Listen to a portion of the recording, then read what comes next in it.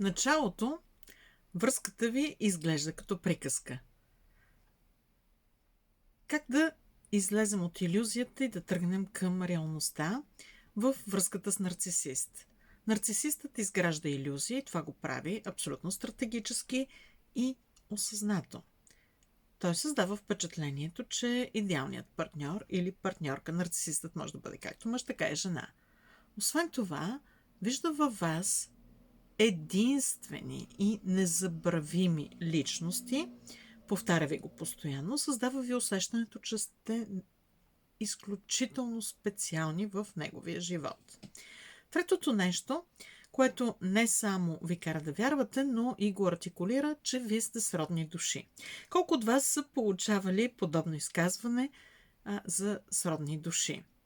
Освен това, има празни обещания, които започват още от самото начало на връзката, още в този захарен период, този лавбомбинг период, когато ви обещава да имате съвместно бъдеще, деца, къща, дом, да пътувате заедно, винаги да бъдете заедно и да постигате мечтите си и целите си. Тези обещания непрекъснато валят. Те са като един дъжд, но всъщност са на празни обещания. Те не се изпълняват никога. Внимавайте за това и обърнете внимание още в началото на връзката.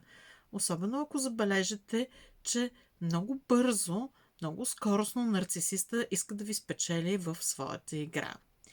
И разбира се, малко по малко и постепенно той започва да ви манипулира, започват критиките, започва упреците, обезценяването, газлайтинга, кара ви да се съмнявате в себе си, в собствените си сетива, започва да изневерява, да лъже, започва така наречения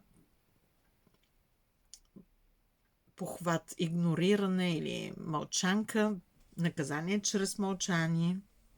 Много често срещани явления при нарцисиста, а също така и основният му похват, основният механизъм да ви владее и да ви държи под контрол, а именно когато ви вменява чувство за вина.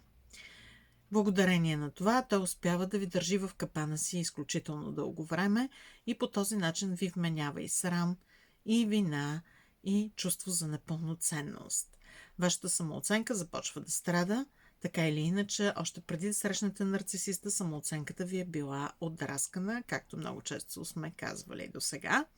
И така, дайте си сметка, че илюзията може да бъде много сладка, но единствено и само реалността е освобождаваща.